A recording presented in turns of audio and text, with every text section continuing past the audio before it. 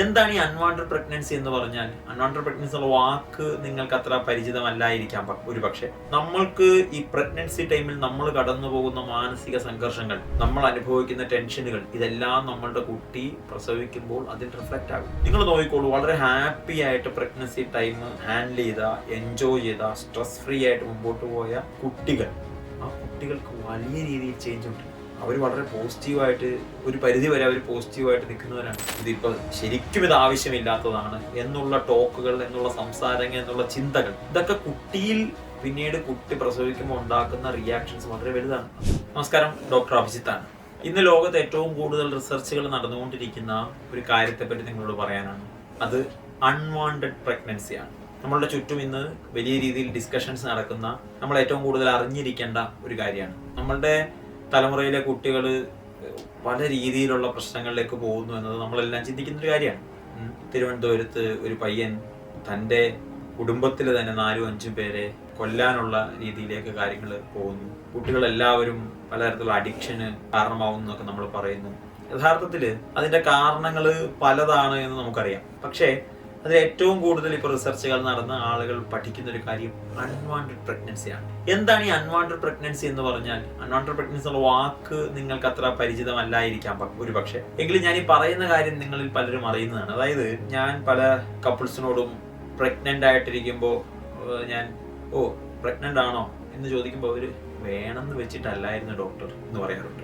ശരിക്കും എനിക്കത് മനസ്സിലാവാറേയില്ല. കാരണം യഥാർത്ഥത്തിൽ അത് വലിയ പ്രശ്നങ്ങളാണ്. ഒരു കുട്ടി ഉണ്ടാകുന്നത് ആ കുട്ടി പ്രസവിച്ച് കഴിഞ്ഞിട്ടല്ലല്ലോ. യഥാർത്ഥത്തിൽ ഒരു കുട്ടി ഉണ്ടാകുന്നത് സെക്ഷൽ ഇന്റർകോഴ്സിന്റെ ടൈം മുതൽ നമ്മൾ ഒരു കുട്ടിയെ റിസീവ് ചെയ്യാൻ വേണ്ടി, നമ്മൾ ആ ഗിഫ്റ്റിനെ റിസീവ് ചെയ്യാൻ വേണ്ടി മെന്റലി, ഫിസിക്കലി, ഇമോഷണലി ഒക്കെ നമ്മൾ തയ്യാറാവണം.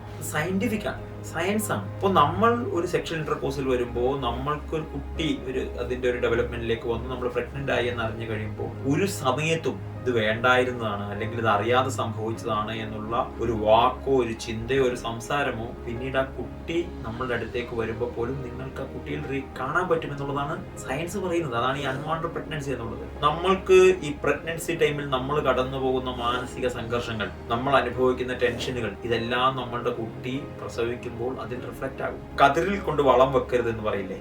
ശരിക്കും യഥാർത്ഥത്തിൽ ഈ കതിരിൽ കൊണ്ട് വളം വെക്കുന്ന ഒരു പരിപാടിയാണ് ഒരു പരിധി വരെ നമ്മൾ ഏറ്റവും നല്ല സ്കൂളിൽ ആ കുട്ടിയെ പ്ലേ സ്കൂളിലൊക്കെ വിടുന്നത്. കാരണം ആ കുട്ടിയുടെ ഏറ്റവും പ്രധാനപ്പെട്ട സമയം കഴിഞ്ഞു എന്നാണ് സയൻസ് പറയുന്നത്. പറഞ്ഞാൽ അതിന് പ്രാധാന്യം ഇല്ലെന്നല്ല, ഏറ്റവും കൂടുതൽ ആ ഒരു കുട്ടിയുടെ ഒരു ലൈഫ് തീരുമാനിക്കേണ്ട സമയം ഈ സെക്ഷൽ ഇന്റർകോഴ്സ് മുതൽ ഡെലിവറി വരെയുള്ള സമയമാണ്. ആ സമയത്ത് നമ്മളുടെ ചിന്തകള്, നമ്മുടെ സംസാരം, ഭാര്യയും ഭർത്താവും നമ്മളുടെ പ്രശ്നം, നിങ്ങൾ നോക്കിക്കോളൂ, വളരെ ഹാപ്പി ആയിട്ട് പ്രഗ്നൻസി ടൈം ഹാൻഡിൽ ചെയ്ത, എൻജോയ് ചെയ്ത, സ്ട്രെസ് ഫ്രീ ആയിട്ട് മുമ്പോട്ട് പോയ കുട്ടികൾ, ആ കുട്ടികൾക്ക് വലിയ രീതിയിൽ ചേഞ്ച് ഉണ്ട്.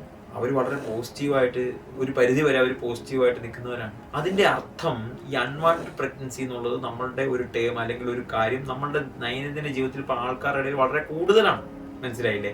ഇപ്പോൾ സ്വാമി വിവേകാനന്ദൻ ഒരിക്കൽ പറഞ്ഞു, പ്രാർത്ഥിച്ചുണ്ടാവുന്ന കുട്ടികളാണ് ഈ രാജ്യത്തിന് വേണ്ടത്, പ്രാർത്ഥിക്കാതെ ഉണ്ടാകുന്ന കുട്ടികൾ ഒരിക്കലും ഉണ്ടാകരുതേ എന്ന് പ്രാർത്ഥിക്കുന്നു എന്നാണ് പറഞ്ഞത്. അതിന്റെ അർത്ഥം ഒരു സ്പിരിച്വൽ സൈഡിലോ അല്ലെങ്കിൽ അങ്ങനെയൊന്നും അല്ല.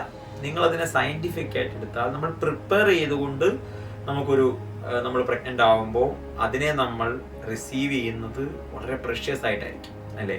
അല്ലാതെ അബദ്ധത്തിൽ പറ്റിയതാണ്, ഇടന്ന് വെച്ചതാണ്, അറിയാതെ സംഭവിച്ചതാണ്, ഇതിപ്പോൾ ശരിക്കും ഇത് ആവശ്യമില്ലാത്തതാണ് എന്നുള്ള ടോക്കുകൾ, എന്നുള്ള സംസാരങ്ങൾ, എന്നുള്ള ചിന്തകൾ, ഇതൊക്കെ കുട്ടിയിൽ പിന്നീട് കുട്ടി പ്രസവിക്കുമ്പോൾ ഉണ്ടാക്കുന്ന റിയാക്ഷൻസ് വളരെ വലുതാണ്. എന്നാണ് ഭാര്യയും ഭർത്താവും തമ്മിലുള്ള അടികൾ, നിങ്ങൾ ഈ ദാമ്പത്യ ജീവിതത്തിൽ നിങ്ങൾ ഒരു പ്രഗ്നന്റ് ആയിട്ടിരിക്കുമ്പോൾ ഉണ്ടാകുന്ന വലിയ സംഘർഷം, ഞാൻ പറഞ്ഞ അങ്ങോട്ടും ഇങ്ങോട്ടുള്ള ചെറിയ പിണക്കങ്ങളല്ല, വലിയ സംഘർഷങ്ങൾ, മാനസിക സംഘർഷങ്ങൾ, ഇവ ആ സമയത്തുള്ള ശാരീരികമായുള്ള കാര്യങ്ങൾ, ഇതൊക്കെ വളരെ മോശമായിട്ട് ഡെലിവറിയുടെ സമയത്ത് കുട്ടിയിൽ റിഫ്ലക്ട് ചെയ്യും. സോ അതുകൊണ്ട് എൻ്റെ റിക്വസ്റ്റ് എന്നുള്ളത്, ഈ അൺവാണ്ടഡ് പ്രഗ്നൻസിയെ പറ്റി വലിയ സ്റ്റഡീസ് നടക്കുമ്പോൾ നിങ്ങൾ എല്ലാവരും തന്നെ നമുക്കൊരു ഗിഫ്റ്റ് കിട്ടുമ്പോൾ അതിനെ സന്തോഷത്തോടുകൂടി റിസീവ് ചെയ്യാനും, പ്രഗ്നൻസി ടൈമാണ്, നമ്മൾ സ്കൂളിലും ഏറ്റവും നല്ല കോളേജിലൊക്കെ വിട്ട് നമ്മുടെ കുട്ടിയെ പഠിപ്പിക്കണം, ഒരു നല്ല ആളെ കൊണ്ട് നമ്മുടെ കുട്ടിയെ കല്യാണം കഴിപ്പിക്കണം എന്നൊക്കെ ചിന്തിക്കുന്നതിനേക്കാളും പ്രധാനപ്പെട്ട സമയം ആ പ്രഗ്നൻസി ടൈമാണ്. ആ പ്രഗ്നൻസി ടൈമിൽ നമുക്ക് നമ്മുടെ കുട്ടിയെ നന്നായി ടേക്ക് കെയർ ചെയ്യാൻ പറ്റണം, ആവശ്യമില്ലാത്ത സ്ട്രെസ്സുകൾ എടുക്കാതിരിക്കണം,